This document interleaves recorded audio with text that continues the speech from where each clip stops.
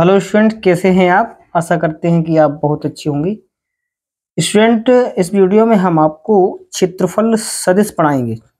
जैसा कि हम जानते हैं कि वैसे अगर देखा जाए तो क्षेत्रफल एक अदिश राशि होता है। क्या होता है? क्षेत्रफल एक अदिश राशि है। ये अपने लोग 11th क्लास में अपने लोगों ने बड़े अच्छे से पढ़ा है।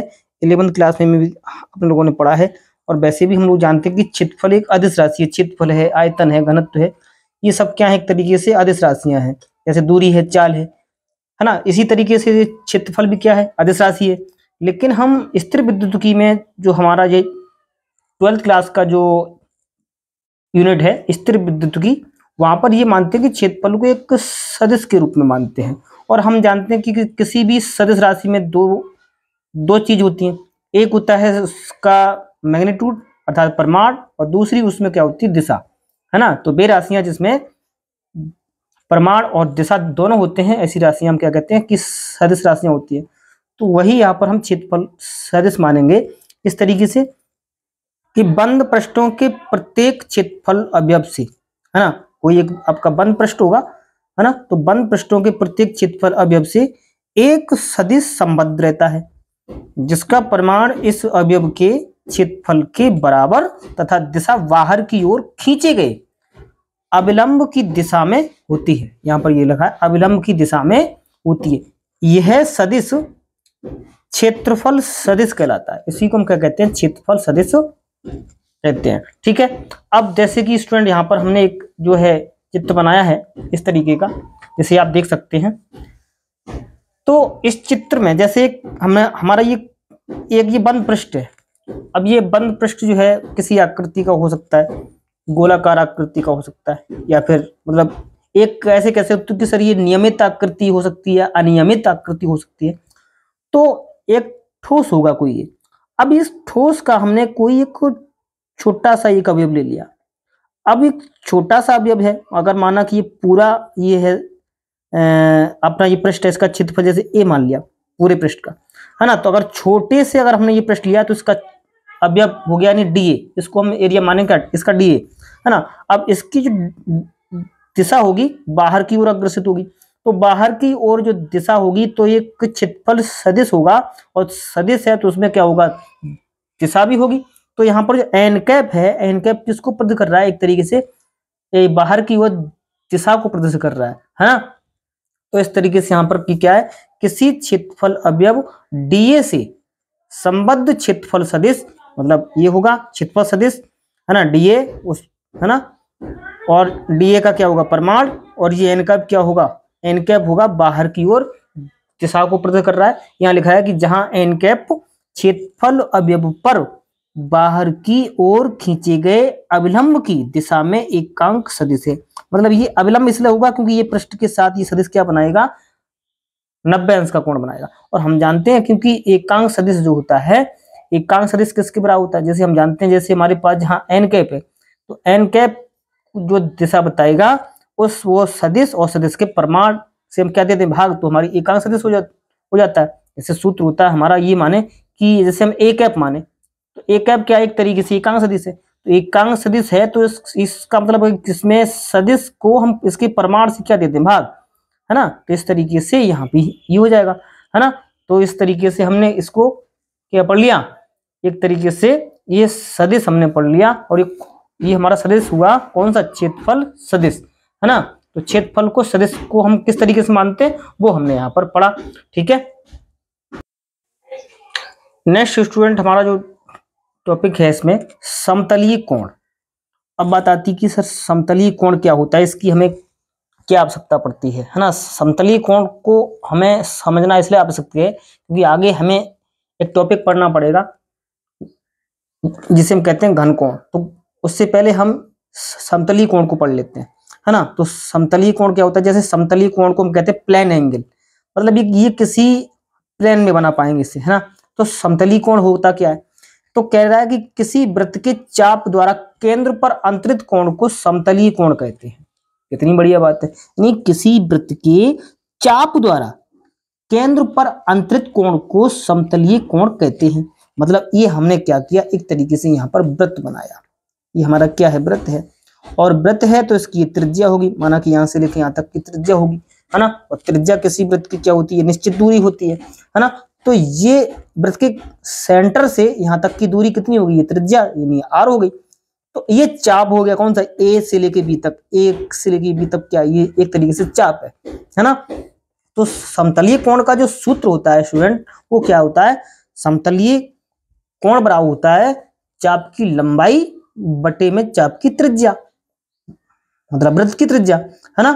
तो कोण को हम मानते हैं थीटा से, और इस चाप की लंबाई को हमने यहां मान रखा है एल से, है ना। और ये त्रिज्या कितनी है इसकी, आर, तो थीटा बराबर क्या हो गया, एल बटी आर। मतलब यहां से लेके यहां तक जो एल लंबाई होगी, मतलब ये कितनी होगी, ये एल लंबाई होगी।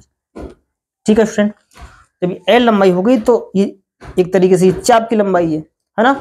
तो अब स्टूडेंट आपने सुना हो कि हमारे पास दो पूरक राशियां होती हैं जिसे हम कहते हैं समतलीय कोण, एक होता है हमारा घन कोण। ठीक है, वो अपने आगे पढ़ने वाले हैं। तो समतलीय कोण का जो मात्रक अपने लोगों ने पढ़ा था 11वीं क्लास में, वो होता है रेडियन। इसका मात्रक क्या होता है, समतलीय कोण का मात्रक रेडियन होता है।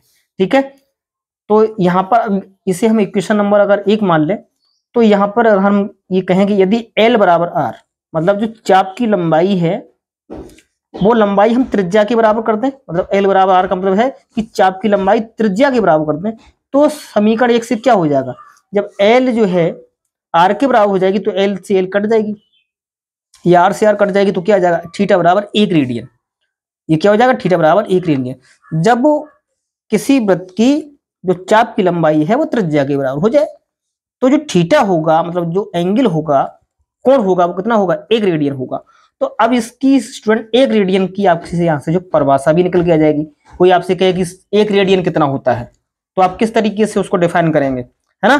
तो आप ऐसे डिफाइन कर पाओगे, कैसे, बड़े आसानी से आप बना पाएंगे इसको कि अतः 1 रेडियन वह समतलीय कोण है। देखिए यहाँ थीटा बराबर 1 रेडियन आया, तो 1 रेडियन क्या है, 1 रेडियन वह समतलीय कोण है जो वृत्त की त्रिज्या के बराबर लंबाई के चाप द्वारा वृत्त के केंद्र पर अंतरित किया जाता है। कितनी मीठी बात हो गई, है ना। यानी 1 रेडियन वह समतलीय कोण है जो वृत्त की त्रिज्या के बराबर लंबाई के चाप द्वारा वृत्त के केंद्र पर अंतरित किया जाता है।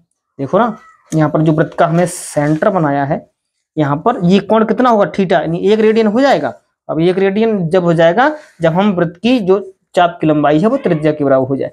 ठीक है, तो इस तरीके से हमने यहाँ पर ये पढ़ लिया। अब हम पढ़ने वाले हैं स्टूडेंट, इसी आधार पर हमारे पास एक अगला टॉपिक है जिसे हम कहते हैं घन कोण, है ना। इसके बिना हम जो है, जैसे आगे चल के हमें एक टॉपिक पढ़ने वाले हैं जिसे हम बहुत ही इंपॉर्टेंट मानते हैं एग्जाम की दृष्टि से, वो है हमारी गॉस की प्रमेय, है ना। तो गॉस की प्रमेय जो हम वहां पर पढ़ेंगे, तो उससे पहले हमें इसे पढ़ना पड़ेगा घन कोण के लिए ये क्या होता है ना। एक एक बात को आप पढ़ती रहें। तो यहाँ लिखा है हमारा घन कोण, तो घन कोण किसे कहते हैं, तो देखिए इसकी परिभाषा क्या है। देखिए घन कोण एक तरीके से ठोस आकृति में बनेगा, जैसे हमारी फुटबॉल होती है, आपने देखो तरबूज देखा होगा, है ना।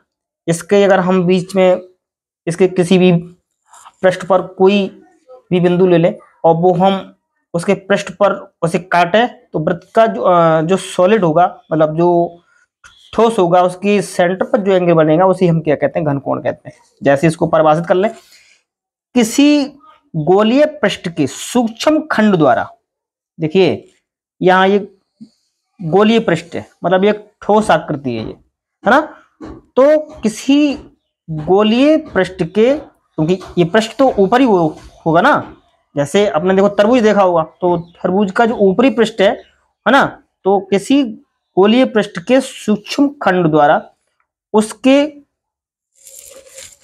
उसके सेंटर पर, केंद्र पर अंतरित कोण को घन कोण कहते हैं। कितनी मीठी बात हो गई, मतलब एक तरीके से ठोस आकृति हो गई। और इसी के ठोस आकृति पर एक हमने छोटा सा लघु अवयव ले लिया, यानी छोटा अवयव ले लिया, बहुत सा छोटा, इतना मान लो कि ये ले लिया, इसको हमने सेट कर रखा है। तो इसके द्वारा ये देखिए, इसको हमने यहाँ सेंटर से मिलाया, इसको ये मिलाया, तो इसके द्वारा ये जो एंगल बनना है, इसको हमने नाम दिया क्या, घन कोण। मतलब ये जो बनेगा, और इसको हमने देखिए डी ओमेगा, क्योंकि ये छोटा अवयव लिया है तो छोटा ही एंगल बनेगा, मतलब ये ओमेगा से प्रस्तुत करते हैं इसको, है ना। और इसकी त्रिज्या देखिए यहां से लेके यहां तक की हमने कितनी ली, आर ली है। तो अब जैसे कि यहाँ पर हमने जो सूत्र पढ़ा था ऊपर, इस समतलीय कोण का जो सूत्र होता है वो क्या होता है, चाप की लंबाई बटी वृत्त की त्रिज्या। अब यहाँ को ये घनकोण का सूत्र होता है, घनकोण बराबर पृष्ठ का क्षेत्रफल वटे ठोस की त्रिज्या, है ना। गोलीय पृष्ठ जो भी होगा उसकी क्या होगी, त्रिज्या का वर्ग। तो यहां पर देखिए त्रिज्या का वर्ग होगा, है ना। तो ये डी ओमेगा बराबर हो गया D A upon R square. D A क्या है, उस छोटे से अवयव का ये क्षेत्रफल है, मतलब डी ए, ठीक है, लघु अवयव है ये, उसका क्षेत्रफल है, और नीचे क्या, त्रिज्या का वर्ग। तो डी ओमेगा बराबर हो गया D A upon R square, और इसका मात्रक क्या होता है स्टूडेंट, स्टेरेडियन। जैसे हमने दो पूरक राशियां पढ़ी थी, है ना, एक का नाम था कोण, दूसरे का नाम था क्या, घनकोण। तो कोण का मात्रक रेडियन होता है और घनकोण का मात्रक स्टेरेडियन होता है, इसलिए यहां पर आप जो सीखने को मिलेंगे आपको, इसका मात्रक क्या होगा, स्टेरेडियन है। अच्छा, अब बात करते हैं, क्योंकि ये जो क्षेत्रफल जो था वो कितने का था, क्योंकि इसको हमने नाम दिया था सूक्ष्म अवयव है, मतलब सूक्ष्म खंड है, ऐसे कह सकते हो। तो इस सूक्ष्म खंड द्वारा वृत्त के सेंटर पर, या सॉरी, ये ठोस आकृति के सेंटर पर ये कोण जो बनेगा उसको हमने नाम दिया घनकोण। अब देखिए ये तो छोटे से अवयव के लिए था, है ना।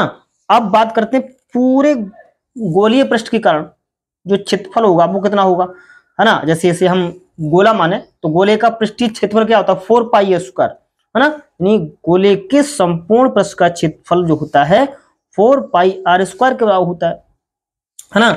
जब 4 पाई आर स्क्वायर होगा तो अब जो वृत्त के सेंटर पर जो एंगल बनना चाहिए वो कितना बनेगा, है ना, मतलब इस सॉलिड एंगल के एंगल जी कितना होगा। तो अब देखिए यहां पर हम क्या करें, कह रहा है कि केंद्र पर संपूर्ण अंतरित कोण कितना होगा, तो संपूर्ण अंतरित कोण के लिए स्टूडेंट हमने किससे प्रस्तुत किया है, ओमेगा से, है ना। संपूर्ण क्योंकि छोटा था तो उसको डी ओमेगा कर दिया, संपूर्ण की बात करेंगे तो ओमेगा आ जाएगा। तो ओमेगा बराबर क्या हो जाएगा, ए अपॉन आर स्क्वायर। ए कौन है, इस पूरे पृष्ठ का क्षेत्रफल होगा, मतलब पूरे एक गोले का क्षेत्रफल होगा, इसको ए से प्रदर्शित किया है। तो ए अपॉन त्रिज्या का वर्ग, है ना। तो ए कितना है तुम्हारा, ए देखिए ए एरिया, ए कितना 4 पाई आर स्क्वायर, तो 4 पाई आर स्क्वायर रख दिया हमने, आर स्क्वायर से आर स्क्वायर कट जाएगा, केवल क्या बचाएगा 4 पाई, और इसका मात्रक अभी अपने लोगों ने पढ़ा क्या, स्टेरेडियन। तो हमने लिख दिया कि सर ओमेगा बराबर 4 पाई स्टेरेडियन होता है। इसका मतलब है अगर कोई ठोस आकृति के, संपूर्ण ठोस आकृति है किस तरीके की, गोलीय संपूर्ण आकृति के सेंटर पर जो एंगल बनेगा वो कितना बनेगा, 4 पाई स्टेरेडियन। ठीक है स्टूडेंट, इसको याद रखना, ठीक है। अब बात आती है स्टूडेंट, ये जो अवयव हमने लिया था, ये वाला छोटा सा अवयव, वो हमने देखिए यहाँ कट कर लिया इस तरीके से, माना कि ये जी हमने इस तरीके से जो शंकुआकार आकृति बना ली वो हमने यहाँ रख ली लाके, ठीक है। अब आती है इसकी हमें क्या आवश्यकता पड़ेगी, क्योंकि यहाँ पर जो त्रिज्या थी, है ना, वो देखिए, क्योंकि यहाँ पर जो ये क्षेत्रफल है, क्योंकि क्षेत्रफल को हमने एक सदिश रूप के माना था, जैसे इससे पहले हमने जो परिभाषा पढ़ी है क्षेत्रफल सदिश, है ना। तो अगर ये क्षेत्रफल सदिश इस तरीके का है ना, क्षेत्रफल अदिश इस पृष्ठ के अवलंबित है ना, तो ये डी ए। अब ये क्षेत्रफल कुछ ऐसा हो जाए, कुछ अपना ये मुड़ जाए, थोड़ा सा मुड़ा हुआ हो, तो अब ये क्षेत्रफल सदिश ऐसे हो जाएगा, ठीक। तो इस सदिश की दिशा से, है ना, ये क्षेत्रफल सदिश है, इसकी दिशा से अब ये क्या हो जाए, मतलब ये त्रिज्या तो यही रहेगी, मतलब ये त्रिज्या का ये सदिश है, देखिए आर वेक्टर, है ना, उसकी दिशा से ये कितना कोण बनाने लगा, ये थीटा कोण बनाने लगा, है ना। तो हम जानते हैं किसी भी सदिश के दो घटक होते हैं, एक लंबा घटक होता है, एक क्षैतिज घटक होता है। तो इसका जो क्षैतिज घटक होगा, है ना, इसकी दिशा में, मतलब डी ए की दिशा में, वो कितना हो जाएगा, ये हो जाएगा डेल्टा ए कॉस थीटा, ठीक है।